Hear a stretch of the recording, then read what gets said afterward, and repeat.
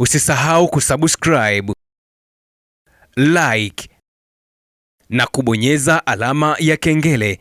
Asante. Irani imefanya mashambulizi makali ya makombora ya kisasa na drones katika mali za Marekani na Israeli ukanda wa Mashariki ya Kati. Irani imefanya shambulizi hilo kubwa na la kuangamiza ikiwa ni katika wimbi lake la 83 la operation ya Ahadi ya Kweli, True Promise 4 mapema alfajili ya siku ya leo. Jeshi la Walinzi wa Mapinduzi ya Kiislamu IRGC lilitangaza rasmi kuanzisha kwa operation hiyo, ikilenga kwa kile ambacho imeeleza kulenga vituo muhimu vya kijeshi vya Marekani na Israel katika maeneo mbalimbali ya kanda wa Mashariki ya Kati kwa kutumia makombora na ndege za pasi na rubani, drones. Kwa mujibu wa taarifa ya kitengo cha uhusiano wa umma cha IRGC, operation hiyo ilitolewa kama heshima kwa kile ambacho wamesema kwa wananchi wema na wavumilivu wa ukanda wa kusini wa nchi kaskazini mwa Ghuba ya Uajemi, na ikitekelezwa chini ya kauli mbiu tukufu ya Aba Abdullah al-Hussein. Mashambulizi hayo yalilenga mali na miundombinu muhimu. Miongoni mwa shabaha na maeneo muhimu yaliyolengwa ni pamoja na maghala ya silaha, maghala ya mafuta na kituo cha kuhifadhi mafuta, kituo cha wanajeshi katika makazi ya Modin, pamoja na kituo cha kubadilishana taarifa za kijeshi cha Marekani katika eneo hilo. Aidha, IRGC ilishambulia vituo vya kijeshi vya Marekani vilivyoko Al-Dhafra na Al-Udeiri, pamoja na maghala ya matengenezo ya kuhifadhi ndege za usafiri na drones katika kambi ya Ari Al-Salem. Hata hivyo, malengo mengine yalihusisha matangi ya mafuta ya ndege za kivita za Marekani pamoja na karakana ya matengenezo ya mfumo wa makombora ya Patriot katika kambi za Sheikh Isa.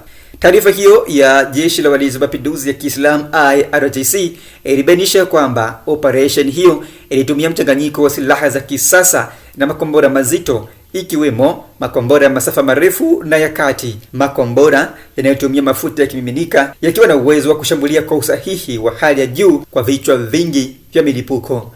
Mbali na makombora hayo, pia Irani ilitumia ndege za drones za kujitoa muhanga zenye uwezo wa kurandaranda angani kwa muda mrefu. Hata hivyo, katika taarifa ya IRGC iliyotolewa mapema siku ya leo, imeeleza kwamba mashambulizi hayo yaliyofanywa ni katika operesheni zake za kulipiza kisasi dhidi ya mauaji ya viongozi wakuu wa Irani pamoja na mamia ya raia katika miji mbalimbali ya Teherani na Mashhad, huku IRGC ikieleza kufanikiwa kikamilifu kwa makombora hayo, ikisema kwa neema ya Mwenyezi Mungu.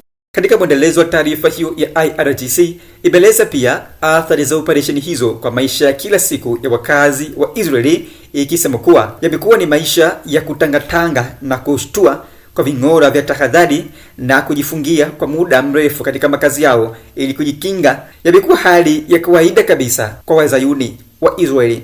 IRGC ikitamatisha taarifa hiyo ilitoa onyo kali kwa Israeli na Marekani, ikisema, na hapa ninanukuu, kama tulivyosema, tutawapata popote mlipo, na kwa mapenzi ya Mwenyezi Mungu na Allah mtukufu tutawalipiza kwa matendo yenu maovu, mwisho wa nukuu. Hadi sasa vikosi vya Irani vimetekeleza jumla ya mawimbi 83 ya mashambulizi ya makombora makali na droni dhidi ya malengo ya kijeshi ya Israel katika maeneo yanayokaliwa kimabavu, ikiwa ni pamoja na vituo na mali za Marekani katika eneo la Asia ya Magharibi. Mashambulizi hayo ya mkupuo ya jeshi la Irani la Walinzi wa Mapinduzi ya Kiislamu IRGC yametajwa kuanza mara baada ya muungano thabiti wa Marekani na Israeli na kufanya kile kilichoelezwa kuwa shambulio lisilo na uchochezi dhidi ya Irani tarehe 28 Februari, katika mashambulizi yaliyopelekea mauaji ya kiongozi mkuu wa Irani Ayatollah Said Ali Khamenei Hussein pamoja na mamia raia katika eneo la mji wa Tehran, ikihusisha pia kifo cha makamanda waandamizi wa kijeshi wa jeshi la IRGC pamoja na zaidi ya wanafunzi wapatao 170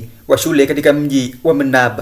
Katika mwendelezo na mashambulizi makali ya Irani na jeshi la Walinzi wa Mapinduzi ya Kiislamu IRGC, makundi kadhaa ya wapigania jihadi huko ukanda wa Mashariki ya Kati wameripotiwa kuungana kwa pamoja ili kuweza kutekeleza mashambulizi dhidi ya Marekani na Israeli.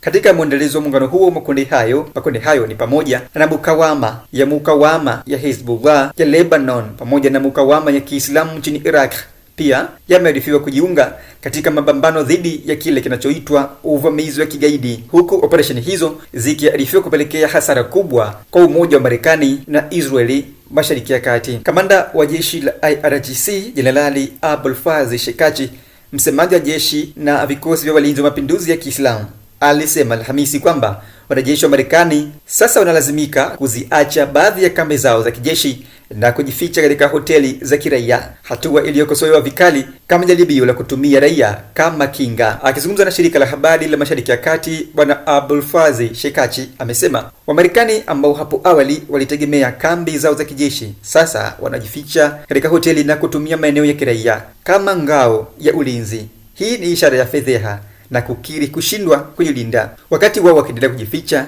jeshi la Irani linaendelea kutoa pigo kubwa na kali sana kwa muungano wao wa Marekani na Israeli. Katika siku ya Alhamisi, tulishambulia maeneo nyeti katika bandari ya kimkakati ya Haifa kwa kutumia drone nyingi na makombora mazito katika eneo hilo. Kwa mujibu wa taarifa rasmi, maeneo yaliyolengwa ni pamoja na kituo cha utengenezaji na matengenezo ya meli za kijeshi cha utawala wa Israeli katika bahari ya Mediterania ya Mashariki, ambacho kina mchango mkubwa katika usafirishaji wa vifaa vya kijeshi la majini la Israeli pamoja na Marekani, katika maghala makubwa ya mafuta ya ndege za kivita katika bandari hiyo. Katika hatua nyingine, jeshi la Irani la walinzi wa mapinduzi ya Kiislamu IRGC limeripotiwa kufanya ulinzi wa anga wa Irani kwa kuzuia makombora mazito ya Tomahawk, huku jeshi hilo likiripotiwa kufanikiwa kudungua droni ya upelelezi ya Marekani na Israeli katika eneo la Iran. Hata hivyo, kwa mujibu wa maafisa wa Irani, idadi ya droni za Marekani na Israeli zilizoangushwa wamesema zimevuka hadi 130 tangu kuanza kwa mapigano makali kati ya pande hizo mbili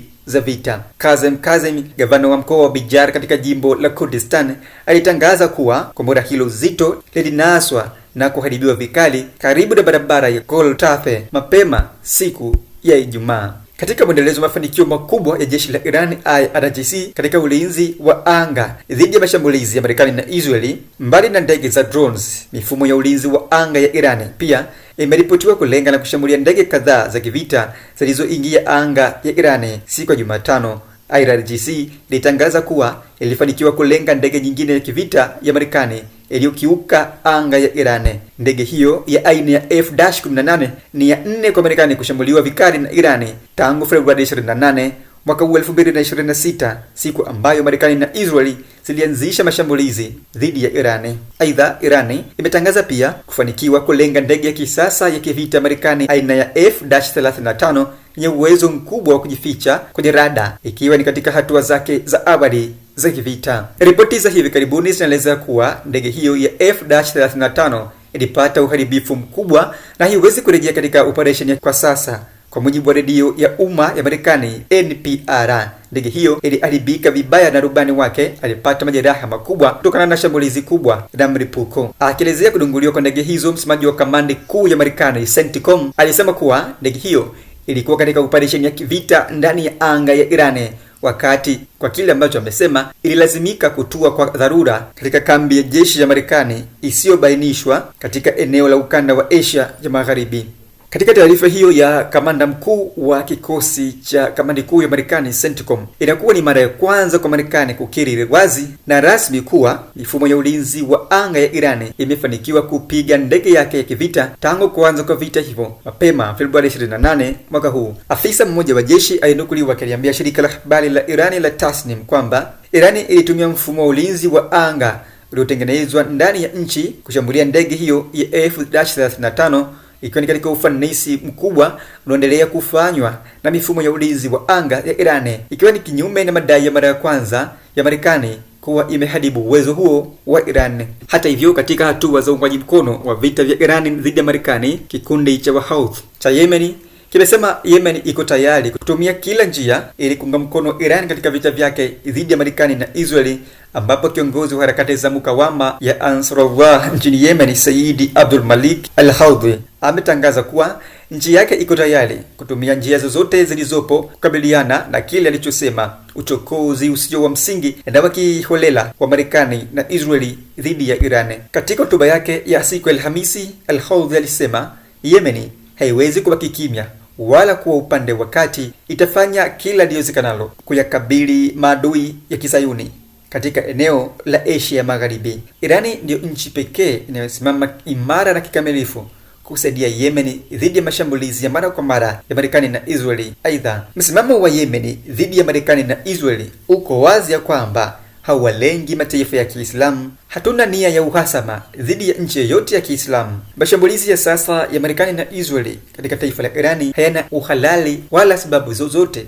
Inasikitisha kuona baadhi ya nchi za kikanda zikijiunga na maadui na kuchangia kiuchumi na kijeshi dhidi ya Irani. Na inasikitisha kuona baadhi ya vyombo vya habari vya Kiarabu vikisukuma ajenda za maadui katika ukanda wa Mashariki ya Kati. Mwisho wa nukuu. Hatua ya mashambulizi makali ya jeshi la Irani IRGC inakuja wakati ambapo Marekani imeendeleza propaganda katika taarifa zake za hivi punde, ikitoa siku karibu 10 ili kufanikisha kile ambacho imeita mashambulizi yake ya kimkakati katika baadhi ya maeneo nyeti ya Irani, ikiwemo malengo ya nishati ya umeme katika eneo hilo. Usisahau kusubscribe, like na kubonyeza alama ya kengele. Asante.